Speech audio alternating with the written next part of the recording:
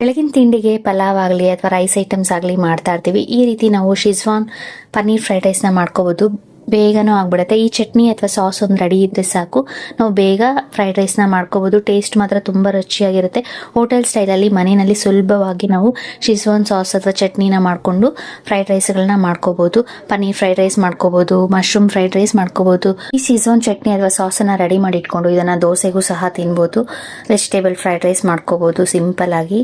ಇದನ್ನು ನಾವು ಹಾಗೆಯೇ ನಾವು 1 ವೀಕ್ ಅಥವಾ 1 ಮಂತ್ವರೆಗೂ ಸ್ಟೋರ್ ಮಾಡಿ ಇಟ್ಕೋಬೋದು ಫ್ರಿಜ್ಜಲ್ಲಿ ಇಟ್ಕೊಂಡು ಸಹ. ಇದಕ್ಕೆ ಯಾವುದೇ ರೀತಿ ನೀರು ಬಳಸದೇ ಇರೋದ್ರಿಂದ ಈ ಚಟ್ನಿನ ನಾವು ಸ್ಟೋರ್ ಮಾಡಿ ಇಟ್ಕೋಬಹುದು. ಸಾಸ್ ಅಥವಾ ಚಟ್ನಿ ಮಾಡೋದಕ್ಕೆ ಮೊದಲಿಗೆ ನಾನಿಲ್ಲಿ 1 ಹಿಡಿಯಷ್ಟು ಬ್ಯಾಡಗಿ ಮೆಣಸಿನಕಾಯಿನ ತಗೊಂಡಿದ್ದೆ. ಅದಕ್ಕೆ ಬಿಸಿನೀರಲ್ಲಿ ನಾವು ಒಂದು 1/2 ಅವರ್ ನೆನೆಸಿಟ್ಕೊಂಡ್ರೆ ಸಾಫ್ಟ್ ಆಗುತ್ತೆ.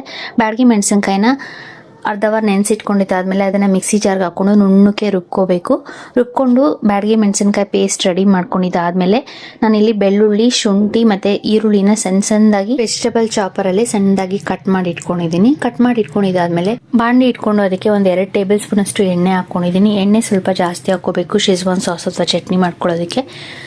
ಎಣ್ಣೆ ಹಾಕ್ಕೊಂಡು ಎಣ್ಣೆ ಬಿಸಿ ಆದಮೇಲೆ ಅದಕ್ಕೆ ನಾನಿಲ್ಲಿ ಬೆಳ್ಳುಳ್ಳಿ ಮತ್ತು ಶುಂಠಿನ ಸಣ್ಣದಾಗಿ ಕಟ್ ಮಾಡಿ ಇಟ್ಕೊಂಡಿದ್ದೀವಲ್ಲ ಅದನ್ನು ಹಾಕಿ ಒಂದು ಸ್ವಲ್ಪ ಹೊತ್ತು ಹಸಿ ವಾಸನೆ ಹೋಗಿ ಒಂದು ಸ್ವಲ್ಪ ಕಲರ್ ಚೇಂಜ್ ಆಗಬೇಕು. ಅದುವರೆಗೂ ನಾವು ಚೆನ್ನಾಗಿ ಫ್ರೈ ಮಾಡ್ಕೋಬೇಕು ಬೆಳ್ಳುಳ್ಳಿ ಮತ್ತು ಶುಂಠಿನ. ನಾನಿಲ್ಲಿ 1-2 ಬೆಳ್ಳುಳ್ಳಿನ ಸಣ್ಣದಾಗಿ ಕಟ್ ಮಾಡಿಕೊಂಡು ಮತ್ತು ಒಂದು ಅರ್ಧ ಇಂಚಷ್ಟು ಶುಂಠಿನ ಸಣ್ಣದಾಗಿ ಕಟ್ ಮಾಡಿ ಹಾಕ್ಕೊಂಡಿದ್ದೀನಿ. ನಾವು ಚಟ್ನಿ ಜಾಸ್ತಿ ಮಾಡ್ಕೊಂಡಷ್ಟು ಬೆಳ್ಳುಳ್ಳಿ ಶುಂಠಿ ಕ್ವಾಂಟಿಟಿನ ಹೆಚ್ಚು ಕಮ್ಮಿ ಮಾಡ್ಕೋಬೋದು. ಬೆಳ್ಳುಳ್ಳಿ ಶುಂಠಿನ ಒಂದು ಸ್ವಲ್ಪ ಹೊತ್ತು ಫ್ರೈ ಮಾಡ್ಕೊಂಡಿದ್ದಾದ್ಮೇಲೆ ಈಗ ನಾವು ರುಬ್ಬಿಟ್ಕೊಂಡಿರೋ ಕೆಂಪು ಖಾರನ ಹಾಕೋತಾ ಇದ್ದೀನಿ. ಹಾಕೊಂಡು ಅದನ್ನು ಹಸಿ ವಾಸನೆ ಹೋಗುವವರೆಗೂ ಮೇಲೆ ಎಣ್ಣೆ ತೇಲ್ ಬರಬೇಕು. ಅದುವರೆಗೂ ನಾವು ಚೆನ್ನಾಗಿ ಆಯಿಲಲ್ಲಿ ಫ್ರೈ ಮಾಡ್ಕೋಬೇಕು. ಫ್ರೈ ಮಾಡ್ಕೊಳ್ಳುವಾಗ ಒಂದು ಅರ್ಧ ಫ್ರೈ ಆದಮೇಲೆ ರುಚಿಗೆ ತಕ್ಕಷ್ಟು ಉಪ್ಪು ಹಾಕ್ಕೊಂಡು ಮಿಕ್ಸ್ ಮಾಡಿಕೊಂಡು ಇನ್ನೇನು ಎಣ್ಣೆ ತೇಲ್ತಾ ಇದೆ ಅಂದಾಗ ನಾನು ಇದಕ್ಕೆ 1 ಕಪ್ಪಷ್ಟು ಟೊಮೆಟೊ ಸಾಸ್ ಹಾಕ್ಕೊಂಡಿದ್ದೀನಿ ಮತ್ತು 1/4 ಕಪ್ಪಷ್ಟು ಸೋಯಾ ಸಾಸ್ ಹಾಕ್ಕೊಂಡಿದ್ದೀನಿ. ಇದ್ರ ಜೊತೆಗೆ 1-2 ಕ್ಯಾಪಷ್ಟು ವಿನೇಗರ್ನ ಹಾಕಿ ಮಿಕ್ಸ್ ಮಾಡ್ಕೋತಾ ಇದ್ದೀನಿ. ಮತ್ತು 1 ಸ್ಪೂನಷ್ಟು ಚಿಕ್ಕದಾಗಿ 1 ಸ್ಪೂನಷ್ಟು ಸಕ್ಕರೆನ ಹಾಕಿ ಮಿಕ್ಸ್ ಮಾಡಿಕೊಂಡು ಎಣ್ಣೆ ತೇಲುವರೆಗೂ ನಾವು ಮಿಕ್ಸ್ ಮಾಡಿಕೊಂಡು ಕಾಯಿಸ್ಕೋಬೇಕು. ಒಂದು ಸ್ವಲ್ಪ ಹೊತ್ತು ಇದನ್ನು ಎಣ್ಣೆ ತೇಲೋವರೆಗೂ ಫ್ರೈ ಮಾಡ್ಕೊಂಡಿದ್ದಾದಮೇಲೆ ಶಿಜ್ವಾನ್ ಚಟ್ನಿ ಅಥವಾ ಸಾಸ್ ರೆಡಿ ಆಗುತ್ತೆ. ನೆಕ್ಸ್ಟ್ ನಾನಿಲ್ಲಿ ಪನ್ನೀರ್ ಫ್ರೈಡ್ ರೈಸ್ ಮಾಡ್ಕೋತಾ ಇದ್ದೀನಿ. ಪನ್ನೀರ್ ಫ್ರೈಡ್ ರೈಸ್ ಮಾಡ್ಕೊಳ್ಳೋದಕ್ಕೆ ಆಲ್ರೆಡಿ ನಾನು ಈರುಳ್ಳಿ ಕಟ್ ಮಾಡಿ ಇಟ್ಕೊಂಡಿದ್ದೆ.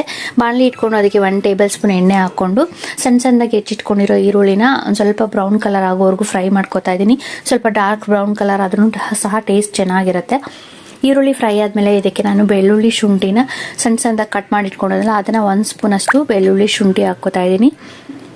ಬೆಳ್ಳುಳ್ಳಿ ಶುಂಠಿ ಹಾಕಿ ಹಸಿ ವಾಸನೆ ಹೋಗೋವರೆಗೂ ಫ್ರೈ ಮಾಡ್ಕೊಂಡಿದ್ದಾದಮೇಲೆ ಈರುಳ್ಳಿ ಜೊತೆ ನಾನಿಲ್ಲಿ ಯಾವುದೇ ರೀತಿ ಟೊಮೆಟೊ ಏನೂ ಹಾಕೋತಾ ಇಲ್ಲ. ನಾವು ಶಿಜ್ವಾನ್ ಚಟ್ನಿ ಹಾಕೋದ್ರಿಂದ ಇದಕ್ಕೆ ಯಾವುದೇ ರೀತಿ ಟೊಮೆಟೊ ಬೇಕಾಗಲ್ಲ. ಬೇಕು ಅಂದರೆ ನಾವು 1 ಟೊಮೆಟೊನ ಕಟ್ ಮಾಡಿ ಹಾಕ್ಕೋಬೋದು. ಈಗ ನಾನಿಲ್ಲಿ ಕಟ್ ಮಾಡಿ ಇಟ್ಕೊಂಡಿರೋ ಬೀನ್ಸು, ಕ್ಯಾರೆಟ್ ಹಾಕೋತಾ ಇದ್ದೀನಿ. ನಾವು ತರಕಾರಿ ಏನಿದ್ರೆ ಅದೆಲ್ಲ ಹಾಕೋಬೋದು. ಹೂಕೋಸು ಹಾಕೋಬೋದು ಅಥವಾ ಕ್ಯಾಬೇಜು ಸಹ ಬಳಸ್ಬೋದು, ಆಲೂಗಡ್ಡೆನೂ ಸಹ ಹಾಕೋಬೋದು. ನಾನಿಲ್ಲಿ ಬರೀ ಬೀನ್ಸು, ಕ್ಯಾರೆಟ್ ಹಾಕ್ಕೊಂಡಿದ್ದೀನಿ. ಮತ್ತು ನೆನೆಸಿಟ್ಕೊಂಡಿರೋ ಬಟಾಣಿ ಹಾಕ್ಕೋತಾ ಇದ್ದೀನಿ. ಬಟಾಣಿನ ಆಲ್ರೆಡಿ ಬೇಯಿಸ್ಕೊಂಡು ಹಾಕ್ಕೋತಾ ಇದ್ದೀನಿ. ಹಸಿ ಬಟಾಣಿ ಇದ್ದರೆ ನಾವು ಹಸಿ ಬಟಾಣಿ ಕೂಡ ಹಾಕ್ಕೋಬೋದು. ಬೀನ್ಸು, ಕ್ಯಾರೆಟು ಮತ್ತು ಹಸಿ ಬಟಾಣಿನ ಸ್ವಲ್ಪ ಹೊತ್ತು ಎಣ್ಣೆಯಲ್ಲಿ ಹುರ್ಕೊಂಡು ಬೇಯಿಸ್ಕೋಬೇಕು. ರುಚಿಗೆ ತಕ್ಕಷ್ಟು ಉಪ್ಪು ಸೇರಿಸ್ಕೊಂಡು ನಾನಿಲ್ಲಿ ಮಿಕ್ಸ್ ಮಾಡಿ ತರಕಾರಿನ ಒಂದು ಸ್ವಲ್ಪ ಹೊತ್ತು ಎಣ್ಣೆಯಲ್ಲಿ ಹುರ್ಕೋತಾ ಇದ್ದೀನಿ. ಪ್ಲೇಟ್ ಮುಚ್ಚಿ ಒಂದು ಸ್ವಲ್ಪ ಹೊತ್ತು ಎಣ್ಣೆನಲ್ಲೇ ತರಕಾರಿನೆಲ್ಲ ಬೇಯಿಸ್ಕೊಂಡಿದ್ದಾದಮೇಲೆ ನಾನು ಇದಕ್ಕೆ ಪನ್ನೀರ್ ಹಾಕ್ಕೋತಾ ಇದ್ದೀನಿ. ಪನ್ನೀರ್ನ ಸಣ್ಣದಾಗಿ ಕ್ಯೂಬ್ಸ್ ಕಟ್ ಮಾಡಿ ನಾವು ಆಯಿಲಲ್ಲಿ ಫ್ರೈ ಮಾಡಿ ಆದರೂ ಹಾಕ್ಕೋಬೋದು, ಹಾಗೇನೂ ಸಹ ನಾವು ಹಾಕ್ಕೋಬೋದು. ಪನ್ನೀರ್ ಹಾಕ್ಕೊಂಡು ಒಂದು ಸ್ವಲ್ಪ ಹೊತ್ತು ತರಕಾರಿ ಜೊತೆ ಎಲ್ಲ ಮಿಕ್ಸ್ ಮಾಡಿ ಎಣ್ಣೆಯಲ್ಲಿ ಫ್ರೈ ಮಾಡ್ಕೋತಾ ಇದ್ದೀನಿ. ಆಲ್ರೆಡಿ ತರಕಾರಿ ಬೇಯೋದಕ್ಕೆ ಉಪ್ಪು ಹಾಕಿರೋದ್ರಿಂದ ಬೇಕು ಅನ್ಸಿದ್ರೆ ಲಾಸ್ಟಲ್ಲಿ ನೋಡಿಕೊಂಡು ಉಪ್ಪು ಹಾಕಿ ಮಿಕ್ಸ್ ಮಾಡ್ಕೋಬೇಕು. ಪನ್ನೀರ್ನ ಎಣ್ಣೆಯಲ್ಲಿ ಫ್ರೈ ಮಾಡ್ಕೊಂಡಿದ್ದಾದಮೇಲೆ ನಾನಿಲ್ಲಿ ಶಿಜ್ವಾನ್ ಚಟ್ನಿನ ಎಷ್ಟು ಬೇಕೋ ಅಷ್ಟು ಎತ್ತಿಟ್ಕೊಂಡು ಈ ರೀತಿ ಬಾಕ್ಸ್ಗೆ ಹಾಕಿ ನಾವು ಎತ್ತಿ ಫ್ರಿಜ್ಜಲ್ಲಿ ಇಟ್ಕೊಂಡ್ರೆ ನಾವು 1 ತಿಂಗಳವರೆಗೂ ಯೂಸ್ ಮಾಡ್ಬೋದು. ಯಾವುದೇ ರೀತಿ ಶಿಜ್ವಾನ್ ಚಟ್ನಿ ಕೆಡಲ್ಲ. ತರಕಾರಿ ಪನ್ನೀರೆಲ್ಲ ಫ್ರೈ ಮಾಡ್ಕೊಂಡಿದ್ದಾಗಿದೆ.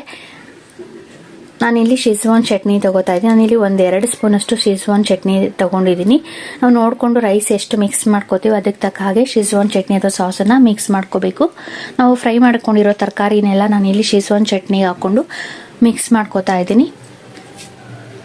ಮಿಕ್ಸ್ ಮಾಡಿಕೊಂಡು ಅನ್ನ ಮಾಡಿಟ್ಕೊಂಡಿರ್ತೀವಲ್ಲ, ಅನ್ನ ಸ್ವಲ್ಪ ಉದ್ರುದ್ರಾಗಿರಿದ್ರೆ ಚೆನ್ನಾಗಿರುತ್ತೆ.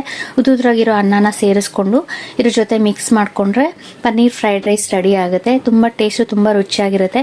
ನೋಡಿಕೊಂಡು ನಾವು ಶೆಜ್ವಾನ್ ಚಟ್ನಿ ಎಷ್ಟು ಬೇಕೋ ಅಷ್ಟು ಹಾಕ್ಕೊಂಡು, ಗೊಜ್ಜಿಗೆ ತಕ್ಕ ಹಾಗೆ ಹಾಕ್ಕೊಂಡು, ತರಕಾರಿ ಜೊತೆ ಎಲ್ಲ ಮಿಕ್ಸ್ ಮಾಡ್ಕೊಂಡಿದ್ದಾದಮೇಲೆ ಅನ್ನ ಹಾಕಿ ಮಿಕ್ಸ್ ಮಾಡಿಕೊಂಡ್ರೆ ಬೆಳಗಿನ ತಿಂಡಿಗೆ ಅಥವಾ ನೈಟ್ ಟೈಮ್ಸ್ ಏನಾದರೂ ಬಿಸಿ ಬಿಸಿಯಾಗಿ ಈ ರೀತಿ ಡಿಫ್ರೆಂಟಾಗಿ ಏನಾದರೂ ಫ್ರೈಡ್ ರೈಸ್ ತಿನ್ನಬೇಕು ಅನಿಸಿದಾಗ ನಾವು ಈ ರೀತಿ ಶೆಜ್ವಾನ್ ಚಟ್ನಿ ರೆಡಿ ಇದ್ರೆ ಸಾಕು. ನೀನ ಬಳಸ್ಕೊಂಡು ನಾವು schezwan fried rice, paneer fried ರೈಸ್ನ ಮಾಡ್ಕೋಬೋದು. ಸಖತ್ ಟೇಸ್ಟಿಯಾಗಿರುತ್ತೆ.